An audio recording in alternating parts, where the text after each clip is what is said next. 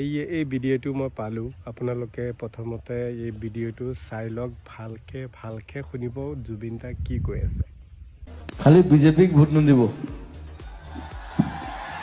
একদম চিধা কথা, একদম বটলা মাল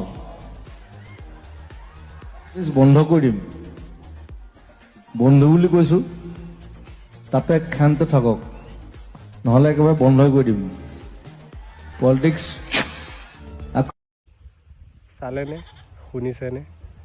জুবিন দাই কৈছে যাকে মন যায় তাকে ভোট দিয়ক, কিন্তু বিজেপিক নিদিব। সেইকাৰণে চাগে বিজেপিৰ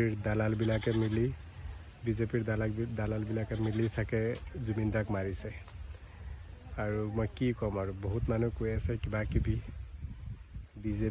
বিজেপিয়ে মাৰিছে। আৰু এতিয়া কিছুমান পলিটিকেল পাৰ্টি পলিটিচিয়ানবিলাকে এতিয়া আকৌ হিন্দু মুছলমান আকৌ কাজিয়া লগাব ধৰিছে। জুবিনক ন্যায় দিব লাগে, জাষ্টিছ দিব লাগে, সেইকাৰণে মানুহবিলাকে যে পাগল হৈ গ'ল। সেইকাৰণে এতিয়া কিছুমান বিজেপিৰ মেইন লিডাৰ যোনজন, নাম নকওঁ, সেইজনে এতিয়া আকৌ হিন্দু মুছলমানৰ মাজত কাজিয়া লগাব আহিছে। হিন্দু মুছলমান পিছত কাজিয়া লাগিব, আগতে আপুনি জুবিন দাক জাষ্টিছ যোনটো দিব লাগে, ন্যায় যোনটো দিব লাগে সেইটো দিয়ক। বহুত মামা আপুনি হিন্দু মুছলিম কৰিলে, এতিয়া হিন্দু মুছলিম আৰু নকৰিব।